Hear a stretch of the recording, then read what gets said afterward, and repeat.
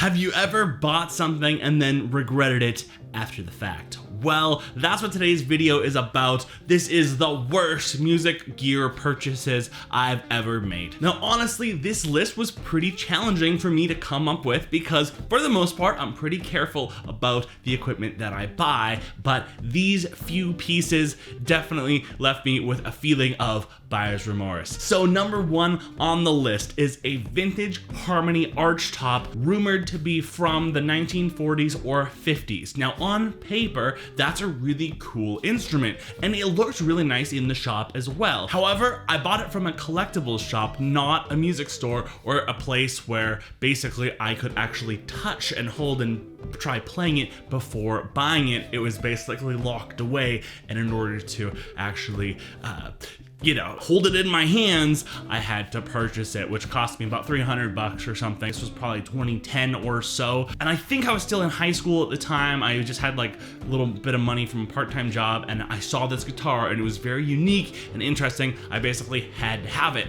But once I got it home and tried playing it, I was like, oh my goodness, what have I done? The string height was like, it felt like it was a ½ inch off the strings. And I noticed after inspecting that the neck joint was actually coming apart, and the neck was basically not structurally sound anymore. So I was pretty young and inexperienced at the time, and honestly, I didn't know much about vintage instruments or instrument repair, and I hadn't actually went in thinking, oh yeah, I'm going to get the neck reset and I'm going to restore this guitar. I just thought, oh wow, that's cool, it probably still plays fine, and it totally didn't. It was basically a nightmare once I actually got it home. So I basically played myself with that one. So if you see a vintage guitar for sale, don't automatically assume that it's going to be good.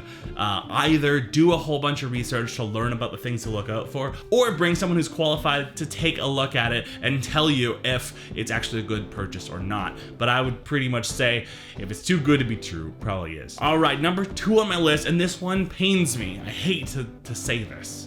The Lava Cable Tightrope Kit. So basically what this is a DIY pedalboard cable kit where you can basically cut your cables to whatever lengths you like, and then you can do a solder-free connection. And apparently it's supposed to be a high fidelity, low capacitance cable, which basically means that it's supposed to be really good. Now, I think that this product is actually a really cool idea, but it just didn't really seem to work for me. Now, I run a good amount of pedals, probably 4 to 6 pedals before the amp, right? So if you're losing signal from cables or the pedals, whatever it might be, when you multiply that by, having 6 pedals or something, you actually end up losing quite a lot of signal. And that's what I was finding with these Lava Tightrope cables, is I was dealing with excessive signal loss, and I was dealing with a lot of interference from the cables.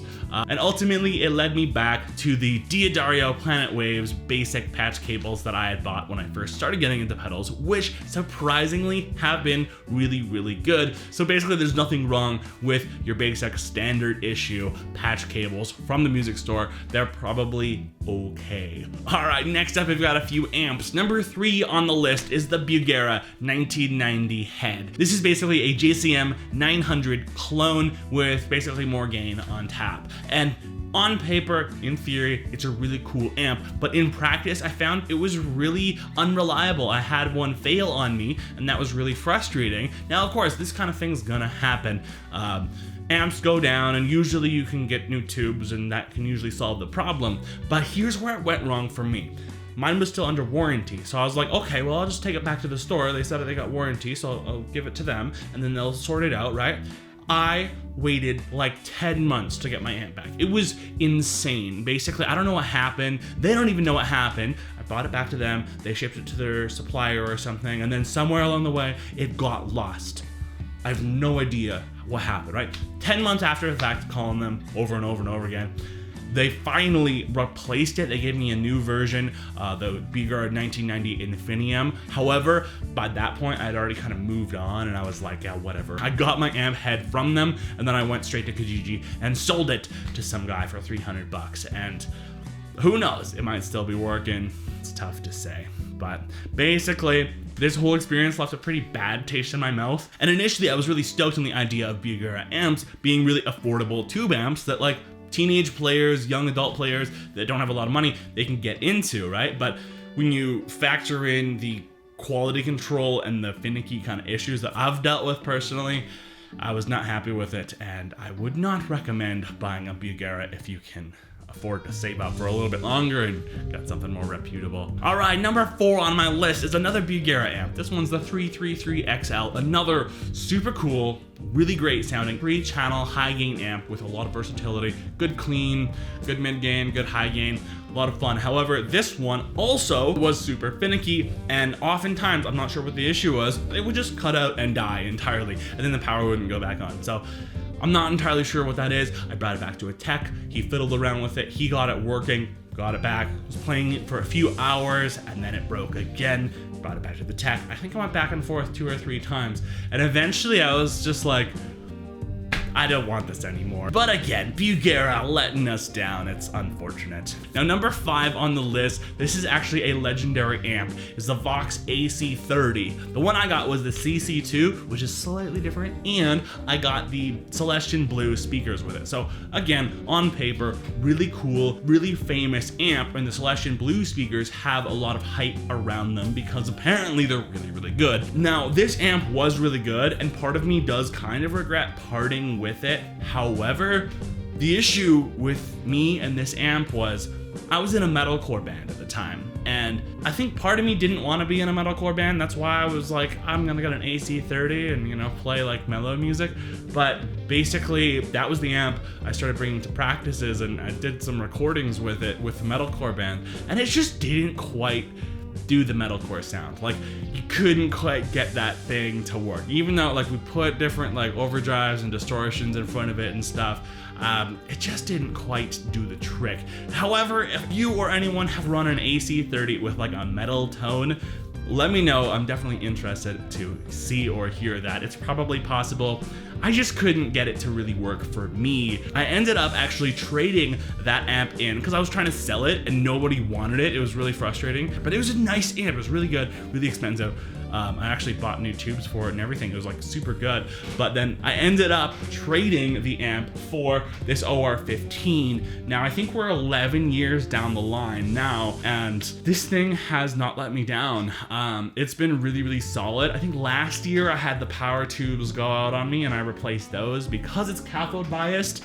I didn't have to bias it or do anything. I didn't have to take it to a tech. I just put new tubes in it and it works. So I'm super happy with this amp as a replacement to the Vox AC30. However, you know, F in the chat to pay respects to the Vox AC30. It's definitely a cool amp for sure. Maybe I just wasn't ready for it. Number 6 is a super fancy speaker cable. Now, basically, I don't have an exact brand name for this, but I had spent like $50 or $60 on a 10-foot speaker cable. It was like super thick. It had like Neutrik connectors. It was super, super nice, right? But the issue is I thought I could go gigging with it and not have it get stolen. It was like the first gig I was out, and then I think we were all sharing a cab or something, and someone nabbed the cable, and I asked everyone and never showed up, and it was really frustrating. I just spent basically too much money on a cable, and then it's gone missing. So ever since then, I actually haven't bought a nice speaker cable or a high-end cable. I just use the absolute basic stuff now because it transfers the signal, it gets the job done, and hopefully no one's gonna steal it. And if someone does, hey, it's just 10-20 bucks to get a replacement. So what's the lesson here? Gig with basic gear, stuff that's not really too special or fancy, and hopefully no one's gonna wanna steal it, right? But when you start leaving the house with more and more fancy equipment, people are going to see that and be like, hey, I want that. And it's really easy on a dark stage just to kind of grab something, and it's a sad truth. And number 7, this is the last one on the list. And this is another one that's kind of sad for me to bring up because I know it's a very popular amp, but it was the Hughes Kettner Tubemeister 18, which they don't actually make anymore, but they still have the Tubemeister series and things like that, right? I really wanted this amp to work. It's really cool. It like glows blue. You can see through the head and you can see the tubes in the back. It's really neat. And I think from what I recall, the small amount of playing time I got from it, it actually did sound quite good. I really enjoyed it. However, my issue was I bought this amp when it first kind of came out, first debuted on the market. I think it might have been 2011 when this happened. And basically I bought one, got it home, I had it all connected properly, and after like 20 minutes or so, it just died, just went black, nothing, okay? That's really frustrating, right? Brought it back to the store. They, you know, swapped it out for another one. I got back home, same thing happened. I was getting pretty frustrated. Then I went and I got it replaced again, and I tried that third one thinking, okay, this has gotta be the one. We got 2 bad ones, now it's time for the right one. That one died as well. So I had 3 amps go within a month. So by the end of that, I was just like, I just want my money back. So Long McQuaid actually really helped me out here because they have a good return policy, and they were able to give me my, I think it was like $750 back just onto my card, which I really appreciated because I was having some big buyer's remorse after dropping that much money on 3 amps that failed. Now, although this video is pretty critical and somewhat negative in nature, I don't actually have anything against any of the brands that I have mentioned here. These are just the experiences that I've had. You know, some players pick up a Bugera amp and really love it, and it goes really well with them, right? Vox AC30, that's another legendary amp where, you know, some people get that and it's the holy grail for them. That's all they need, right? And that's totally fine.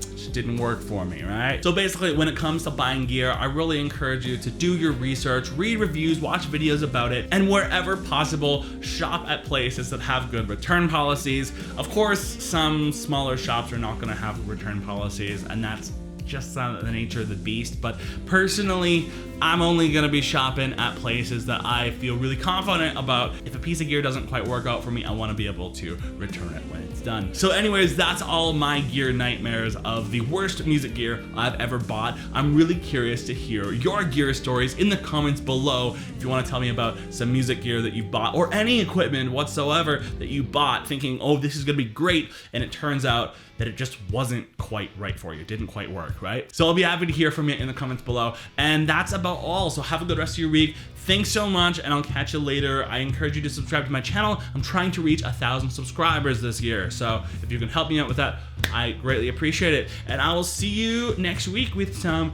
new guitar-related content. Bye for now, and don't forget to hit that like button. See you next time.